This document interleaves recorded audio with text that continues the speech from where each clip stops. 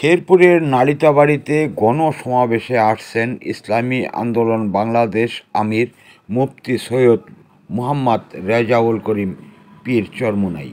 ইসলামী আন্দোলন বাংলাদেশ নালিতাবাড়ি উপজেলা শাখার আয়োজনে কেন্দ্রীয় কর্মসূচির অংশ হিসেবে 6 সেপ্টেম্বর শনিবার বিকেলে প্রধান অতিথি হিসেবে গণসমাবেশে বক্তব্য দেবেন।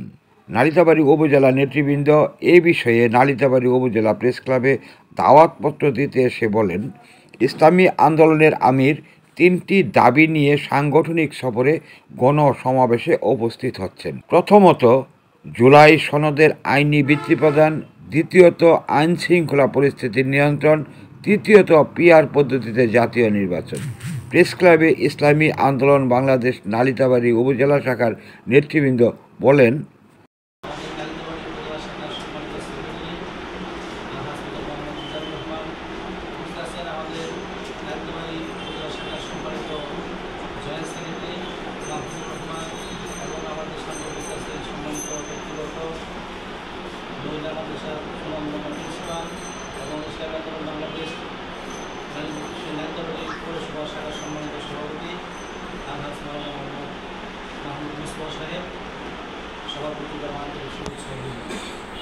আসলে আজকে আপনাদের সাথে একটা উদ্দেশ্য হচ্ছে, সেটা হলো আগামী 6 তারিখ শনিবার আমাদের দলের প্রধান আমির মুফতি মোহাম্মদ সৈয়দ মুফতি মোহাম্মদ রেজাউল করিম সাহেব এই প্রথম নালিতাবাড়িতে রাজনৈতিক প্রেক্ষাপটে উনি আগমন করতেছেন।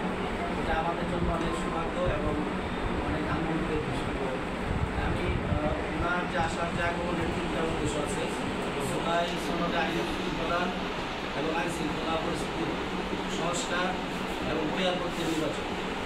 আসলে আমরা অনেকেই দেখতেছেন এবং অনেকেই বুঝতেছেন, সাংবাদিকরা সাধারণ জনগণের যে অনেক বুঝের মধ্যে বর্তমান যে আইন শৃঙ্খলা পরিস্থিতি খুবই নাজুক অবস্থা।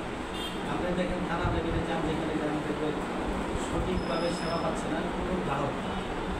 এখনও দেখা যাচ্ছে যে পুলিশ এবং আইন প্রশাসন ব্যক্তিরা অন্যায় আশ্রয় দিচ্ছে, একটা কামারের ধান্দা করতেছে।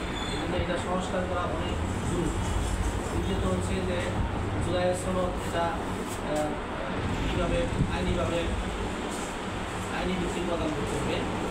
আর এই জুলাইয়ের যে আমাদের গণঅভ্যুত্থান হয়েছে, এটা আমাদের অনেক পাওয়া, যেটা আমরা অনাকাঙ্ক্ষিত একটা অনেক পাওয়া হয়েছে। এই পাওয়াকে আবার মূল্যায়ন করতে হবে। আর পিআর পদ্ধতি নির্বাচন হলে আমরা জানি যে কারো ভোটই কোনো দেখা যাবে না, প্রত্যেকটা ভোটের মূল্যায়ন।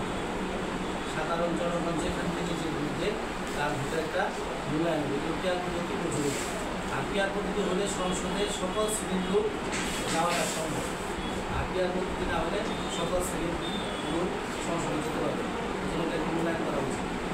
পরিশেষে আপনারা জানেন যে ইসলামী আন্দোলন বাংলাদেশ সারা বাংলাদেশে ইসলাম দেশ মানবতার কাজ করে যাচ্ছে।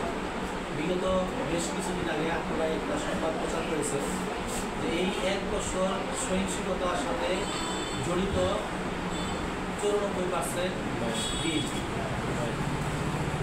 4% বিগত আওয়ামী লীগ, আর 2% আছে জামাত, 0% ইসলামী আন্দোলন বাংলাদেশ।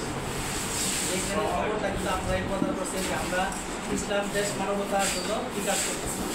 এই জন্য আমি আপনাদেরকে আহ্বান জানাবো এবং যথার্থ আহ্বান জানাই যে আমাদেরকে দেশের সেবা করার জন্য আপনাদের পক্ষ থেকে সার্বত্রিক সহযোগিতা এবং সহযোগিতা কামনা করতেছি। পরিশেষে আগামী যে প্রোগ্রাম 6 তারিখে 6 সেপ্টেম্বর শনিবার, সেই প্রোগ্রামকে আমরা আপনাদের স্থান থেকে সবার থেকে সর্বোচ্চ খাবারের দিলেন এবং সহযোগিতা করবেন। পরিশেষে সবাইকে ধন্যবাদ জানিয়ে আমি আমার সংক্ষিপ্ত বক্তব্য এই প্রথম নালিতাবাড়িতে রাজনৈতিক প্রেক্ষাপটে উনি আগমন করতেছেন। এটা আমাদের জন্য অনেক সৌভাগ্য এবং অনেক আনন্দের বিষয়। আমি ওনার যে আসার যে আগমনের 3টা উদ্দেশ্য আছে, জুলাই সনদে আইন প্রদান এবং আইন শৃঙ্খলা পরিস্থিতি।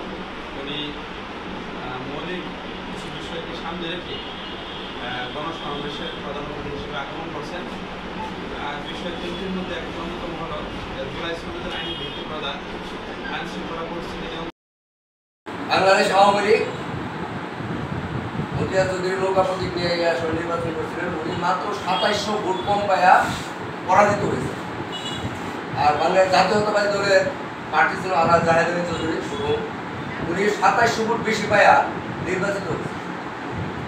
এইভাবে 300 আসনে যদি নির্বাচনটা আগের নিয়মে হয় তাহলে দেখা যায় যে একটা দল 43% ভোট পায়া সংখ্যাগরিষ্ঠ অর্জন করে পাইতেছে, আর বাকি যে আপনার 40% ভোট পায় সরকার গঠন করতেছে, বাকি 60% জনগণের মতামতের মূল্যায়ন রাখা যায়। সেই জন্য পেয়ার প্রতিনিধি নির্বাচন হলে এখানে আনুপাতিক হারে সংসদে আসন পাবে। 1% যদি কোনো দল ভোট পায় সেখানে তাদের সংসদে 3 জনে কিনতে পারবে। এই জিনিসটা বাংলাদেশের আনাচে কানাচে অত্যন্ত অঞ্চল ছড়িয়ে দেওয়ার জন্য আমাদের এই সমাবেশ।